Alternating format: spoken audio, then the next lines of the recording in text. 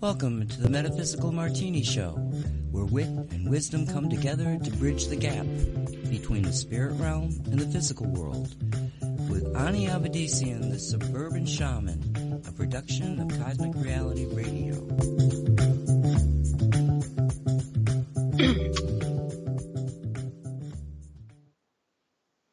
And you're live. Hello everyone, I'm Ani Avedissian. Welcome to Metaphysical Martini. 3 parts spirit, 1 part rational mind, add 2 drops of optimism. Give it all a good hard shake and pour. Dress it with the olives of grace and empathy. Sip slowly, sit back, and enjoy the wonder of cosmic creation. And I think I'm going to do that right now.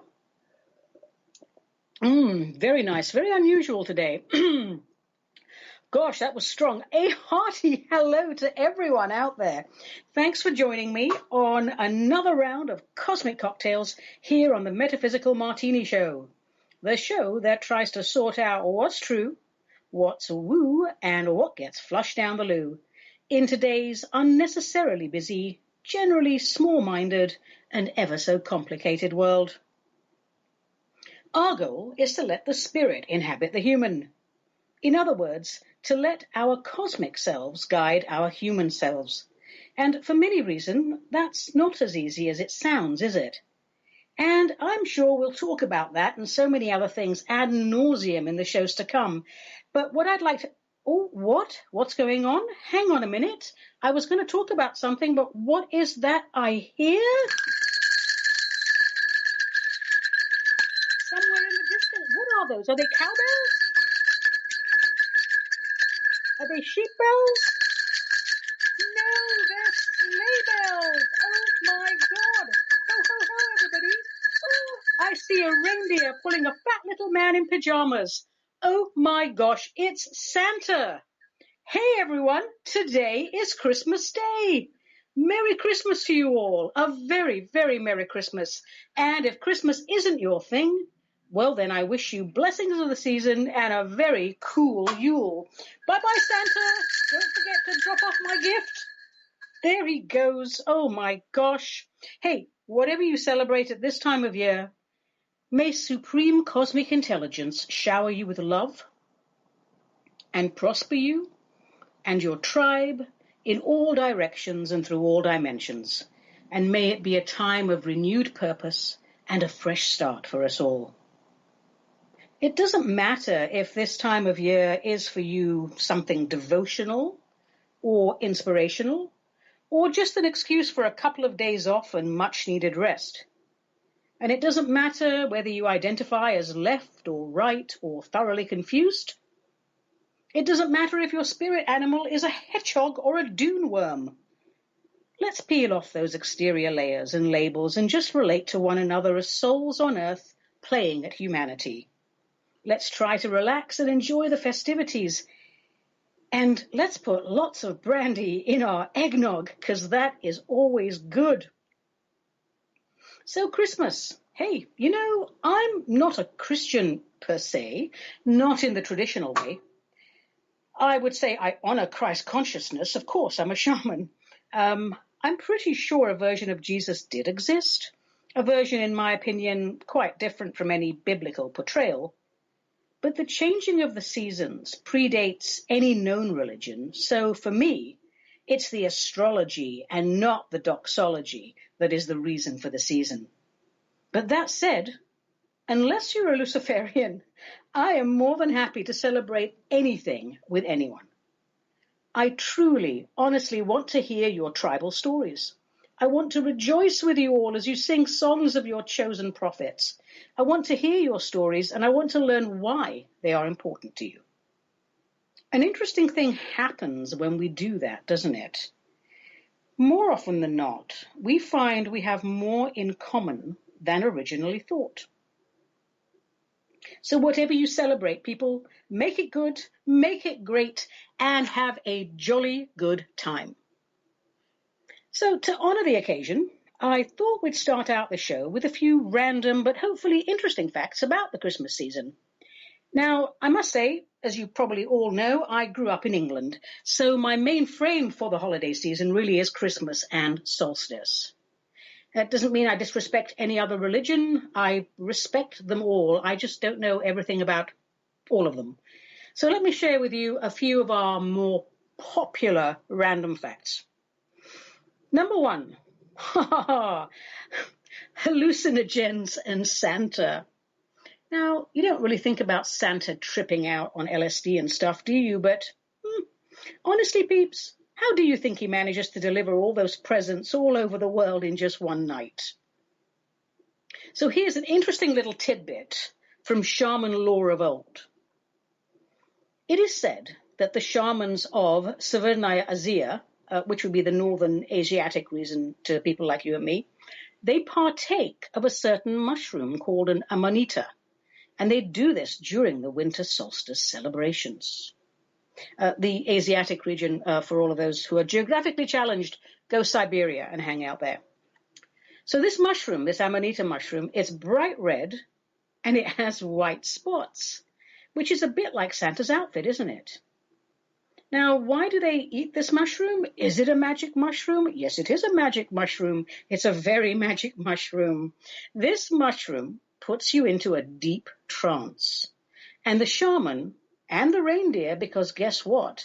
The reindeer eat it too, because in Siberia there are reindeer.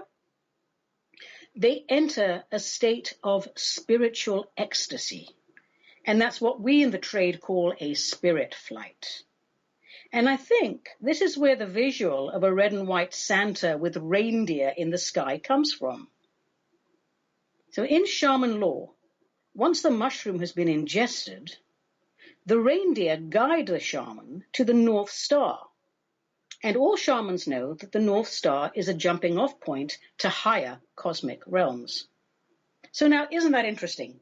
All those children waiting impatiently for Santa and his reindeer to make a trip to their home to bring them gifts, and it's really about another type of trip altogether. Terence McKenna would be proud. So you say, that's interesting. What about the legend of this actual other Father Christmas chappie that was based on a 4th century character, Bishop Nicholas of Smyrna, modern-day Izmir? He was the patron saint of pirates and butchers and pawnbrokers and thievery and orphans and royalty and, funnily enough, depending on who you ask, apparently of New York. I guess maybe he existed and maybe he did give out presents as well. But I prefer the flying tripped-out reindeer. And then, of course, there is the old Viking legend of Odin and his flying 8-legged horse, Sleipnir. So we have really no idea where this came from. But the actual Siberian shaman thing, that's a true story. That did and does happen. So interesting stuff. Next time you see the image of Santa and his reindeer, have a think about these shamans all in their garb, eating this mushroom and giving it to their reindeer and getting tripped out and going into higher realms. And, it's just kind of fun. Okay, random but hopefully interesting fact about the holiday season, number 2, the Christmas tree. Now, when we research this, we find that the symbolic use of evergreens, well, it goes back thousands of years, doesn't it? Things that stay green during the long winter months understandably had a special meaning for people. It still does. They would bring evergreens indoors, the people of old. They would decorate their homes and their common halls with it. And no doubt all sorts of superstitions sprang up over the years. This one would drive out evil spirits. This one would make you fall in love. This one would cure illness, the usual thing. And if we go back further, as we always think of, Christmas, cold weather, Santa and all of that. But the ancient Egyptians, well, they worshipped Ra. And Ra had the head of a hawk. And he wore the sun as a blazing disk in his crown. And at the solstice, when Ra began to recover from his illness, the Egyptians filled their homes with green palm rushes, which symbolized for them the triumph of life over death. The sun, S-U-N, returns to us again. And then, of course, the early Romans, they marked the solstice with a feast called Saturnalia. I think it was also called Bacchanalia, but it was in honor of Saturn, who was the god of agriculture. So the Romans knew that the solstice meant that soon farms and orchards would be green and fruitful again. And so to mark the occasion, they decorated their homes and their temples with evergreen boughs. And in Northern Europe, the mysterious Druids, all the ancient Celtic priests also, they decorated their temples with evergreen boughs as a symbol of everlasting life. And the Vikings in Scandinavia, well, they thought that the evergreens were very special because they were the special plant of the sun god Balder. Now, with regard to just Christmas, Christmas and the tree, we are told that it was the Germans who popularized it. Now, devout Christians as early, I think, as the 16th century, they would bring trees into their home and they would decorate them. And at some point, someone decided to place lighted candles on the trees. Not a good idea, in my opinion, but oh well. And we're not really sure who came up with that idea, but it is credited to Martin Luther, the Protestant chappie and not the civil rights leader from Alabama, clearly. So as the story goes, Martin Luther was walking home one night after composing one of his magnificent self-righteous sermons, and he was awestruck by the brilliance of the stars twinkling between the trees, and he went on to recreate that in his home. In England, my home, the Christmas tree didn't really become a thing until Victoria married Prince Albert. Albert was a German prince. And it was, I believe, 1846 when a sketch of Victoria and her family decorating a Christmas tree was published in the Illustrated London News. And boom, almost overnight, the Christmas tree was the thing to have in your home. And Victoria was a very popular monarch, unlike her predecessor, William IV. So whatever was done at court was immediately loved and immediately in vogue and copied by anyone who could afford it. So on to America, my new home. When did the Christmas tree come to America? Well, it would have been with the German settlers, because it certainly wasn't with the original English settlers, the Pilgrims, the Puritans. They were a dour lot by all accounts. I hope I never had a past life as a Puritan. To the Puritans, Christmas was sacred, of course, but too sacred for celebration and for pagan mockeries such as decorated trees and singing and special sweetmeats. They thought Christmas carols were heathen mockeries, and they thought that any type of joyful expression, well, that was an affront to the suffering of Jesus. They even fined people just for hanging decorations or for looking a little bit too happy, up to and including 5 shillings, which would have been an absolute fortune in those days. What we do know is that the Pennsylvania Germans, the Pennsylvania Deutsch, had community trees in their communities up as early as the 1740s. But mainstream non-German America still thought the tree smacked a little too much of paganism for their liking. So, in fact, the more I read, the more I realize that restraint at Christmas was the norm in America until the arrival of more German immigrants and, thankfully, more Irish immigrants, because that's when things loosened up a whole lot. Thank you, God. And by the 1890s, the Germans started importing tree decorations into America. And by the 20th century, most homes and town squares had trees. And of course, then we had electricity, and that meant that trees could twinkle 24/7, and that made them even more popular. So I wonder if Martin Luther would have approved of that, of these electric trees, or I wonder if he would have seen electricity as the devil's work. Who knows? We'll never know. We'll never be able to ask him. Apparently, the first artificial Christmas tree from Germany was made of goose feathers dyed green. And you think, oh my gosh, well, that started very early. They wanted to do the fake trees. It would have been so much easier for people, etc. But apparently not. It wasn't for convenience, but it was due to aggressive deforestation. Ring a bell? Anyway, today we find trees all over the world, And for as long as we have trees on this planet, they will be a part of our seasonal celebrations. When the day comes that we don't have trees on this planet, there will be no point in having celebrations because none of us will be around.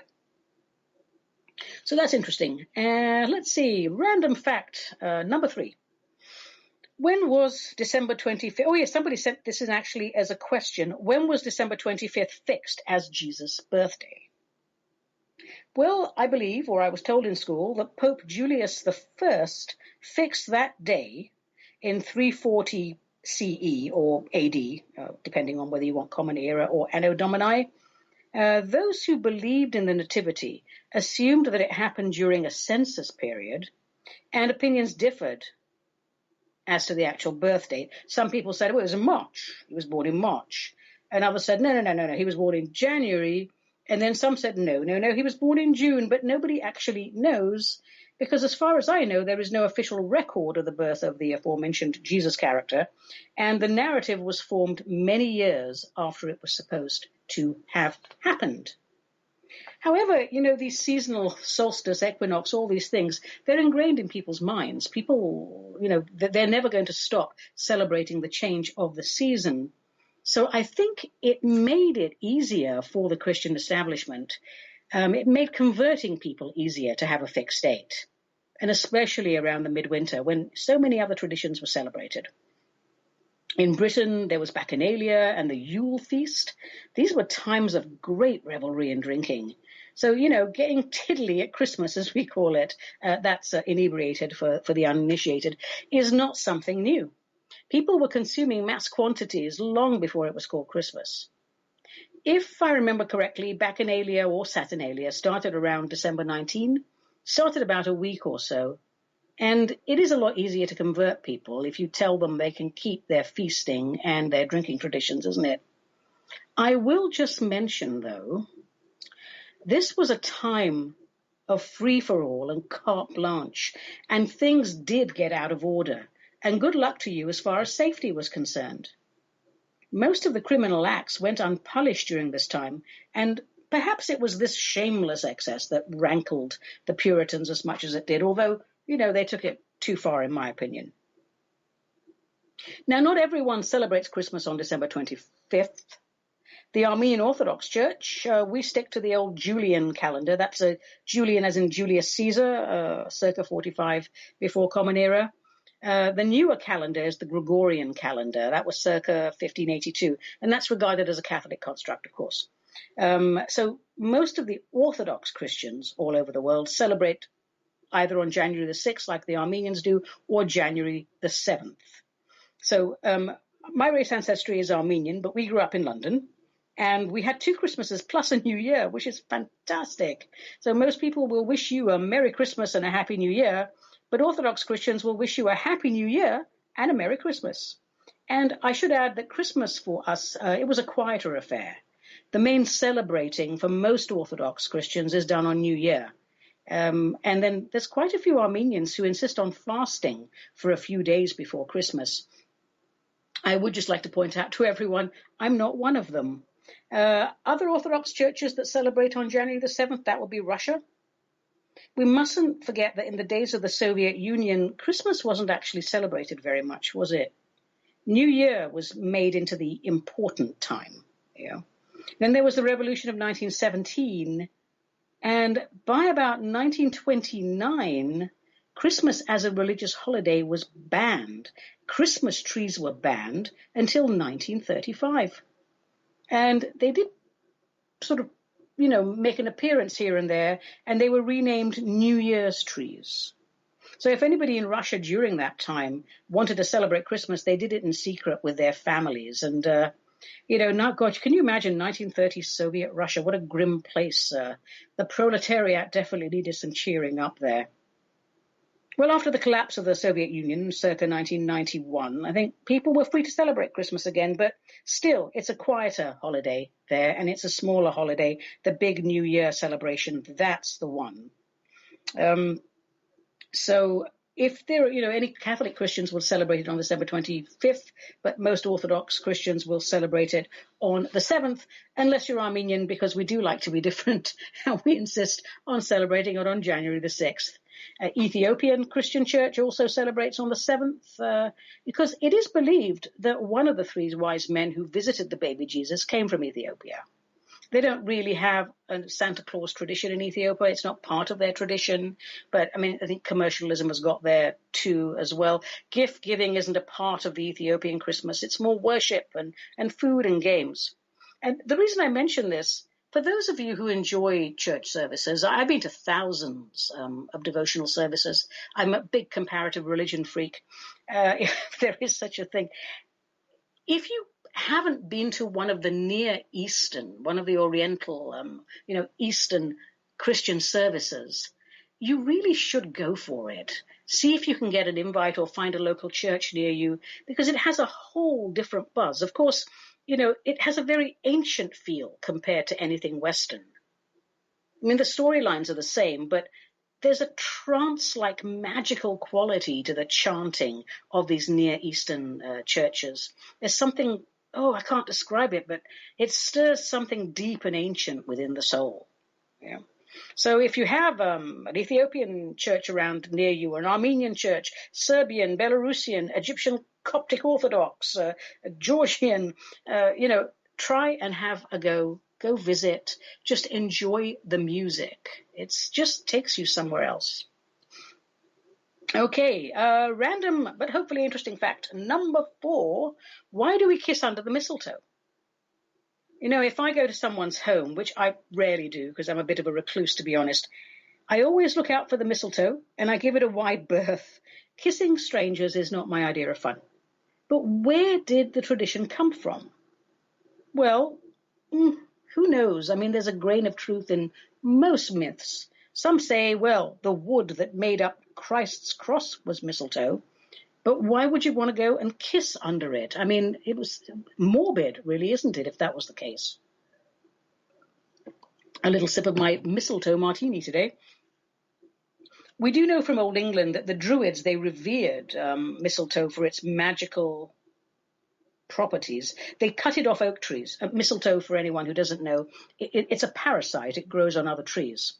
And the Druids, or so we're told, revered it so much that they used a golden sickle to cut the mistletoe, and they caught it in their cloaks before it fell to the ground, because if it fell to the ground, it would lose its magical property.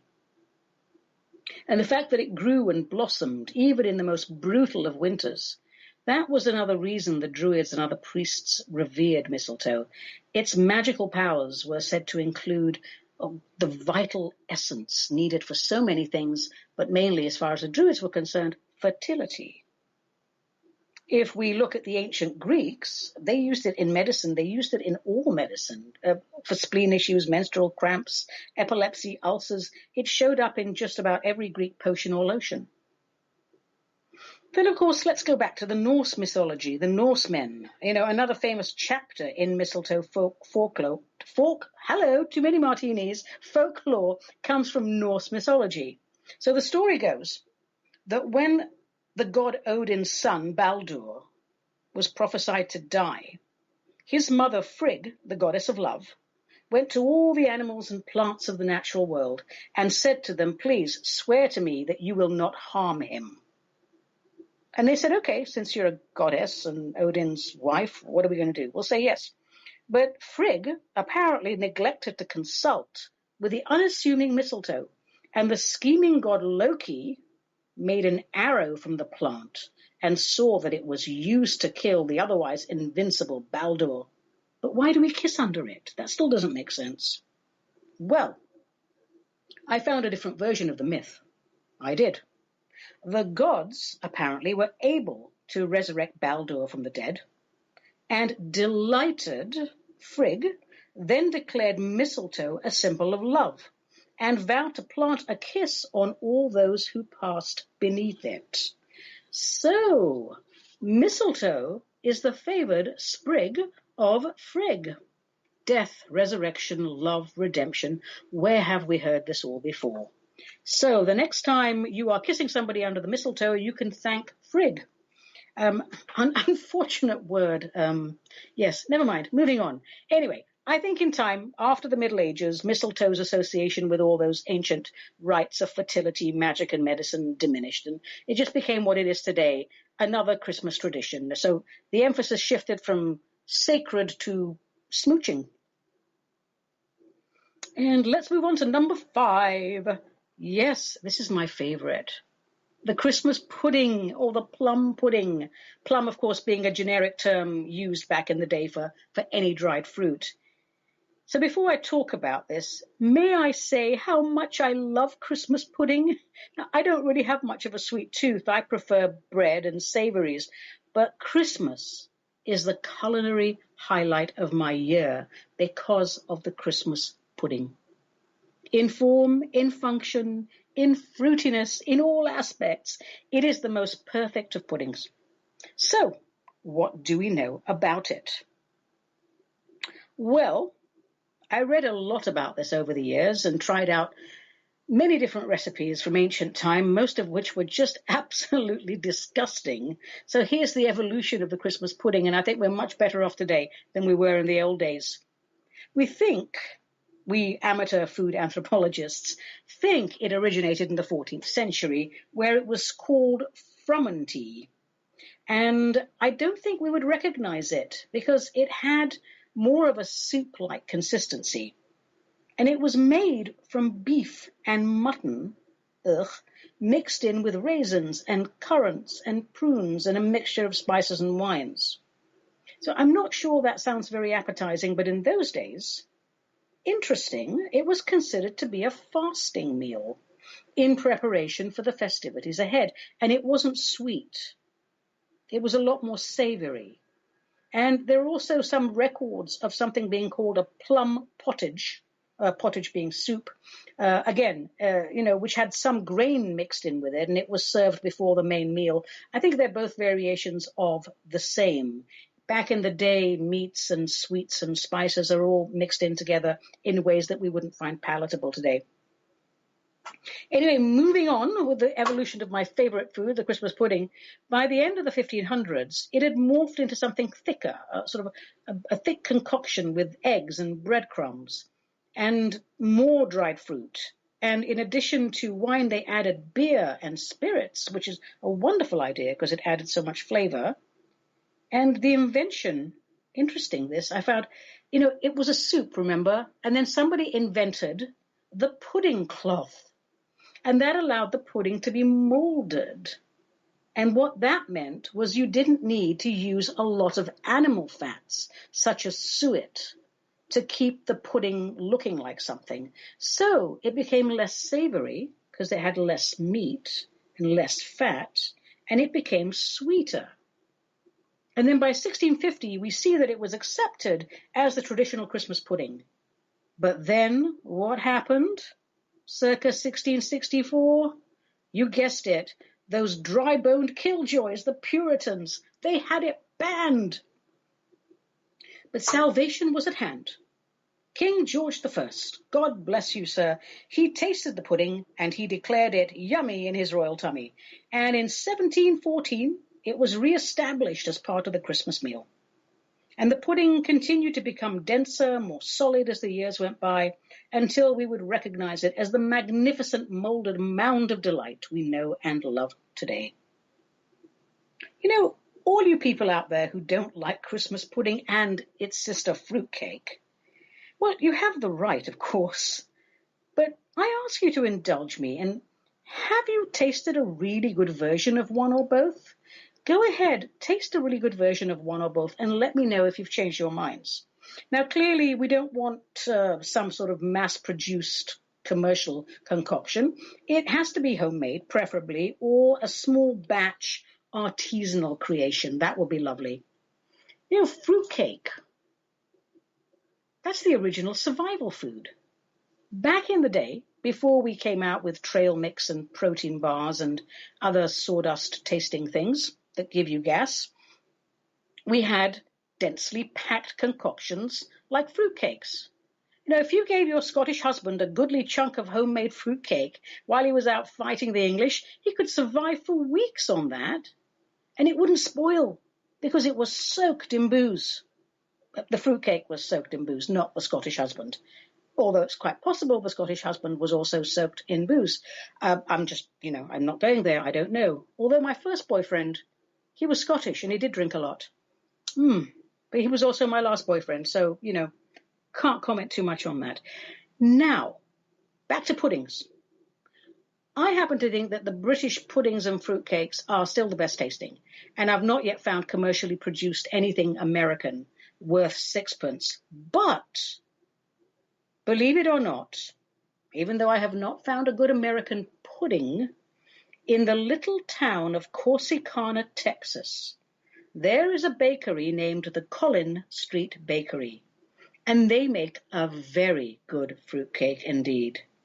And if a London girl recommends a Texas fruitcake, there's probably something to it, so you might want to try that out. Okay, what else do we know about Christmas pudding? Well, as with all things, there are superstitions attached to it. Some would say, back in the day, they said you had to make it with 13 ingredients, and that will be Jesus and his disciples, and that every member of the family should take turns stirring it, and that it should be stirred east to west in honor of the wise men. And even though the pudding is a Christmas tradition, many people still put a sprig of holly on top in the center of the pudding to represent the crown of thorns associated, of course, with the crucifixion.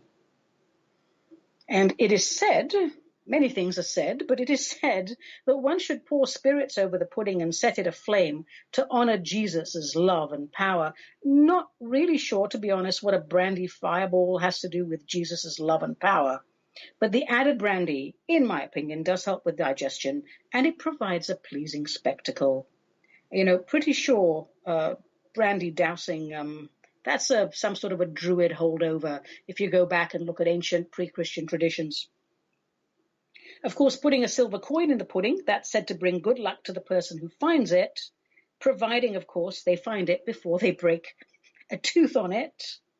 The other one, I think there's a tradition that seems to date back to something called a 12th night cake. There's just so many things. There's just so many things. I'm never going to be able to get through them all today. But, I think the Americans know about the bachelor's button.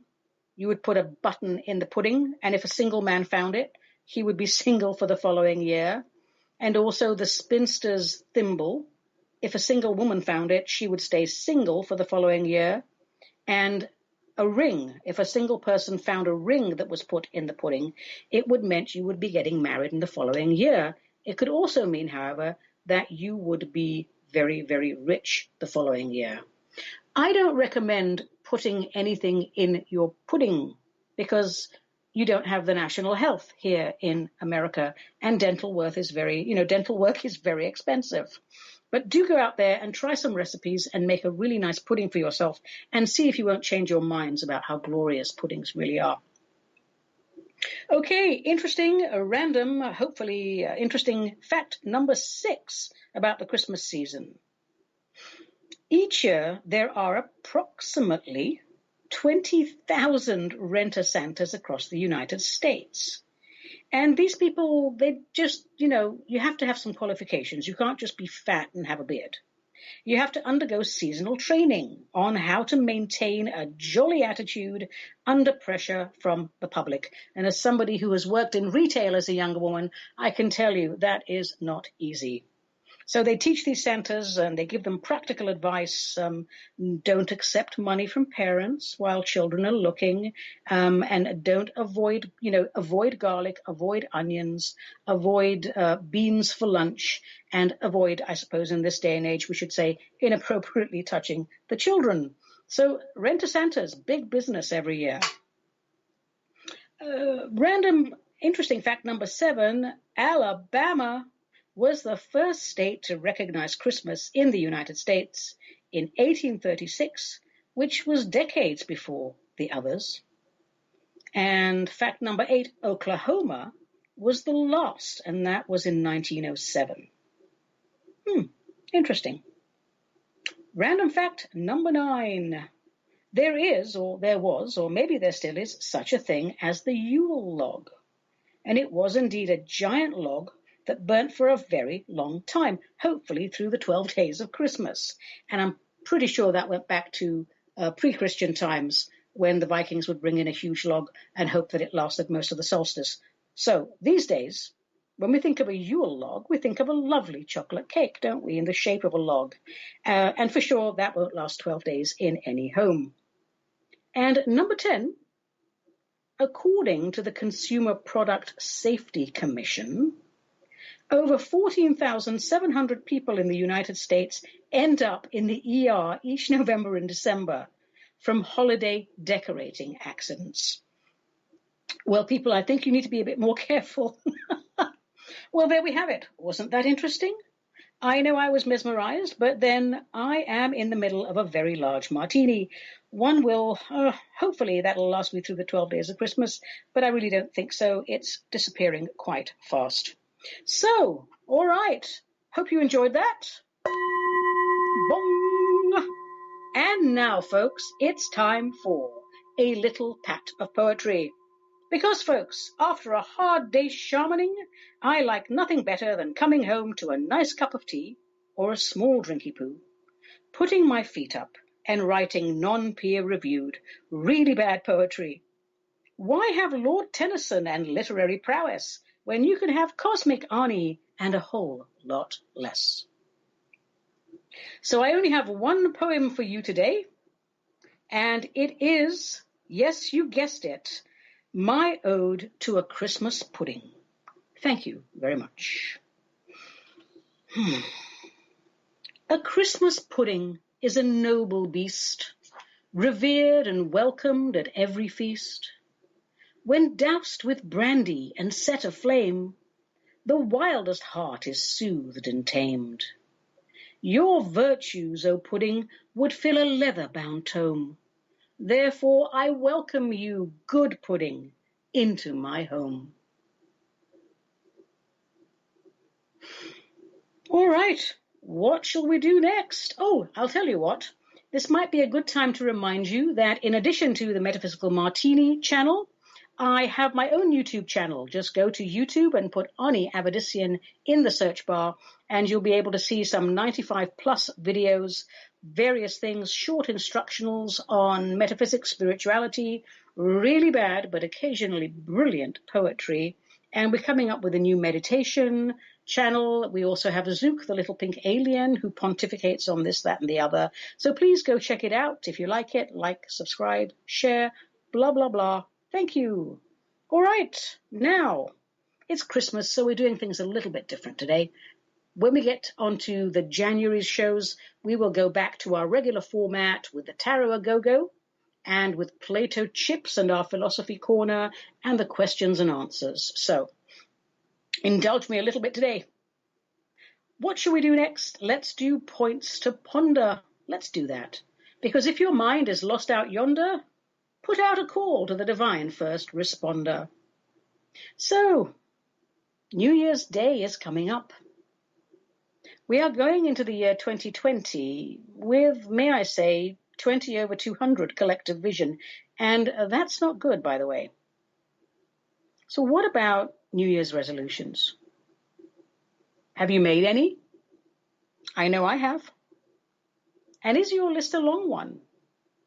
Mine isn't. Mine's a one-line list. Now, does that mean I only have one problem that needs resolution? Oh, I think not. But just as there is only one source creator I am, from whom all blessings flow, there is only one source from which all my problems flow. And I have decided to deal with that and only that in the weeks to come. So, my point to ponder this week is focus. With regard to new resolutions, and when we're trying to make behavioral changes, let's not be wimps. Let's not swim in the shallows. Let's get to the heart of the matter. Let's focus on what's in our face every day, every night, all the time. That irritating piece of grit embedded in our pain body, that overactive emotional trigger orbiting our light body like some Death Star satellite of woe. Round and round it goes, just waiting for a matching signature, and kaboom, boom, we're thrown off track and we're out of the game. Nothing will change until we knock that satellite out of orbit. We're always going to be easy prey for the gods of self-sabotage. The gods of self-sabotage, people, they're out there. They're an insidious field of negative energies, and they can smell insecurity 10 galaxies away. And they live to hunt. That's the only intelligence they have. They feed on our insecurities. Our unresolved emotions are minefields. And every time we internalize, boom! This sound pleases the gods of self-sabotage, and they rush to feed on the scattered remains of our dysfunction. Well, that was a bit dramatic, wasn't it? But what I'm trying to say is, we've all been there. We've all been there. And let's not go there again. Let's do something different this time. Let's start a journey, an exploration into the root cause of our issues and deal with everything there, at the core. So if you're trying to change a behavior, for example, not sticking to a diet, there's no point in starting another diet until you address why you won't stick to it. Now, notice I said won't stick to it and not can't stick to it, because the choice is always ours to make. And there's no point in making long lists of foods which are beneficial and long lists of foods which are not beneficial, because as useful as lists are, it won't matter if our hearts and our minds are not working together for our betterment, for our evolution. So here's an exercise, I use a lot in my shaman mentorship.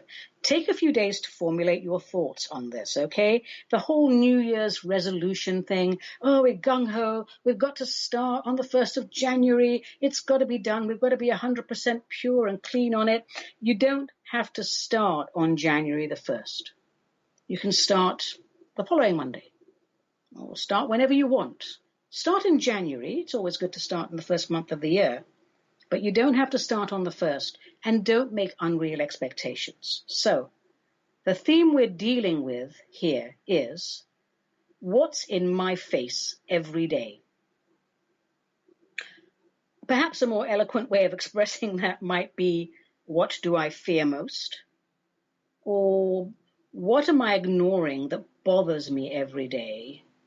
Or, what is the root cause of my self-sabotage? Look, you're all articulate, educated people. Use your own words. And here's the exercise, and we've done variations of this before. Start by putting aside 30 minutes each day for 7 days in a row. And it's important that these are 7 consecutive days. And you get yourself a notebook and a pencil, and you close your door to your private space, and you don't let anyone disturb you. Drink a glass of water, not a martini, and write the header. Now, the header, of course, is the theme. We're dealing with what's in my face every day. Perhaps you don't want to phrase it that way. Perhaps you would use one of the more eloquent phrases. Why am I afraid to give up smoking? What is the root cause of my dysfunction? You'll figure it out. It's your life, it's your issue. You know it better than anybody else. So you pick that first sentence, the header, write it down at the top of the page. Sip your water, and then you just let the stream of consciousness flow. Don't overthink it. Don't edit it. Don't question it. Just write or draw anything that flows from you, words, symbols, pretty pictures, no matter how crazy it may sound or look, and no matter how painful it may feel. Let all the frustration percolating inside you come out and find a voice there in that paper. Don't throw anything away, by the way. Just write. If you get stuck, check your breath. Did something come up that you're reluctant to let go of? Take a sip of water, reread the header, and carry on. Don't edit. Don't cross out. Don't second guess. Just let the stream of consciousness flow. When the timer goes off, and I do recommend that you use a timer, but don't use a timer that, is very noisy. Use like a little gong, bong, something like that. When the timer goes off, put the notebook away until the following day. And when you've completed the 7 days, then you can go back and read through your entries. Initially, most of what we write, it's going to be what I call mind dump, getting all the chatter out of the way. But as we continue with the exercise, we will uncover our deepest fears and the root cause of our inability to grow, to move on, to overcome the resistance that naturally accompanies spiritual growth. This is the first step, a very important first step. Once you identify current core issues, you can repeat the exercise as many times as you wish, using different headers. Because we humans, we are wonderful beings, aren't we? But we are also multi-layered, complex little beings in need of a good unraveling. Don't dismiss the simplicity of this exercise. Many do. I'm very fond of saying that life has very few aha moments. Aha moments, they're wonderful, aren't they? But they're very few and they're far between. So this type of exercise, the 7-day writing exercises, they facilitate multiple moments between the aha moments. And that's how we continue to evolve. The magic and the mundane are two sides of the same coin. We need them both. So my suggestion, my darlings, no more than 3 items on your New Year resolution list. And that's it for points to ponder. Okay, now, if we're going to tackle all these problems that we have, bring them out into the open and resolve them, I think, given that it's Christmas Day and given that we're coming up to a fresh start on New Year, we should have a short meditation. Something to remind us of our true nature, of our true worth. Something to remind us that we are all manifestations of a glorious cosmic creator, and that each interaction is an encounter with another part of our cosmic family. So I invite you to take a nice, deep, long breath and relax. Sip some water. I'm going to sip some water. All right. Wiggle your toes if you want. Stretch your shoulders. And focus on the breath. Everything is in the breath. The breath is divine Wi-Fi. The breath clears the aura. It cools the mind. It aligns us with all that is.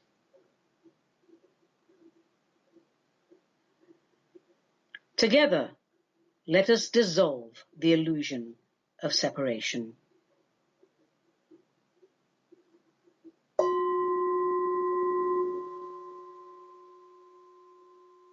I am infinite consciousness, as perfect as the moment of my creation. I am the pure, unblemished potential that is cosmic creation. I am the eternal energy of unconditional love. I experience all things through the eyes of Source, unconditional love, absolute equality. I am all that is, was, and ever shall be. I am Source in potential. I am Source in action. I am the realm of archangels. I am the realm of angels. I am the gods and goddesses of all the universes and all the souls that were ever made.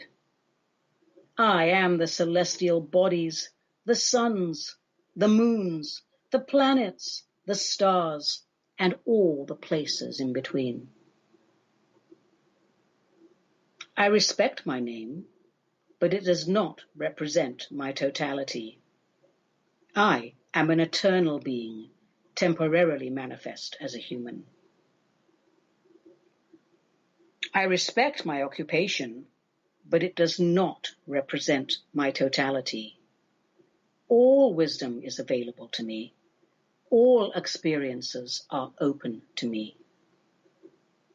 I respectfully engage with both the magic and the mundane.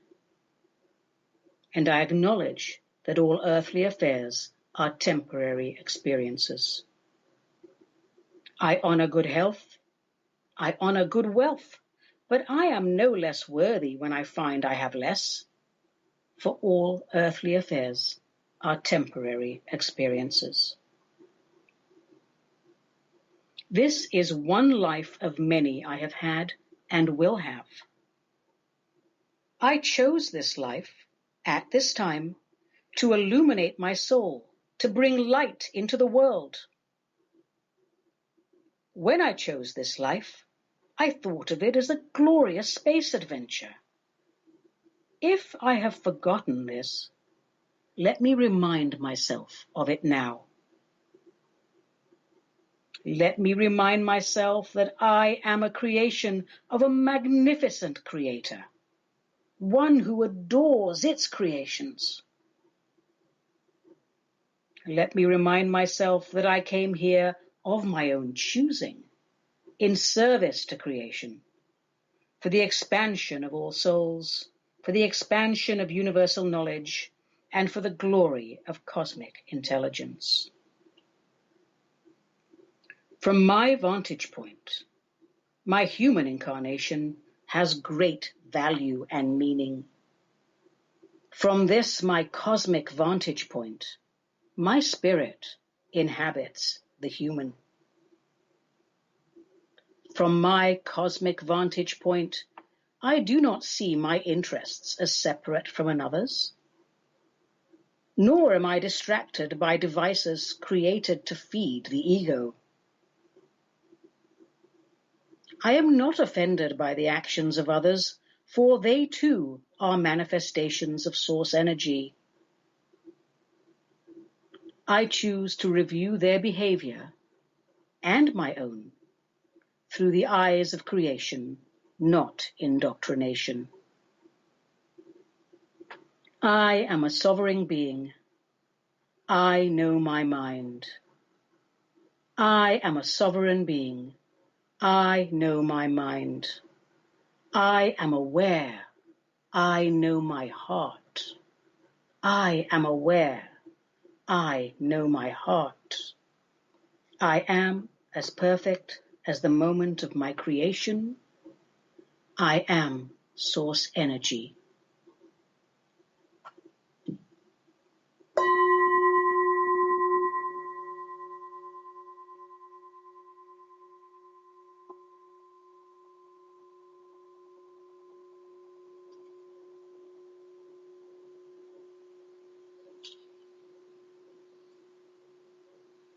Whew. Let's breathe ourselves back into our bodies very slowly, always using the breath. All divine knowledge flows through the breath. The divine in, the divine out. And when you feel back, just wiggle your toes, your wrists. And when you're ready, open your physical eyes and take a look around you. Meditation is essential because we need to have clear auras. If our light bodies aren't clear, we can't trust the information. As I mentioned before, the divine or supreme cosmic intelligence, all of that information, that's Wi-Fi. And that's the breath. That's the Wi-Fi for us, the breath. That's why shamans and priests and all people We just go on and on and on about the breath, the meditation, until people are really bored with hearing it. But the reason we talk about it is that it is the jumping off point for everything.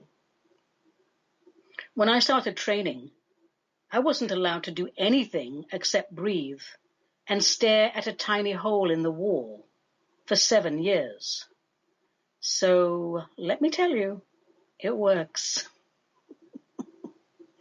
Well, my darlings, I think we've done it. We've used up a whole hour of linear time, an hour we will never get back. I do hope you enjoyed listening to the show as much as I enjoyed recording it, because I did enjoy it. Today's real-life martini was truly a mistletoe martini, carefully crafted by yours truly using Tito's vodka from Austin, Texas. You just get the vodka, you add some cranberry juice, elderflower liqueur, a little splash of simple syrup, and you decorate it with all sorts of greenery, which is very pretty, but it makes it difficult to drink. But it's delicious. And folks, a reminder that cocktails are great and best when they are an occasional treat. If you use high-quality ingredients and make mixology something very serious, one drink is all you need. I'm Ani Avedissian. This was a Christmas edition of Metaphysical Martini, a production of Cosmic Reality Radio, to whom we are most grateful. Until we meet again, let the spirit inhabit the human.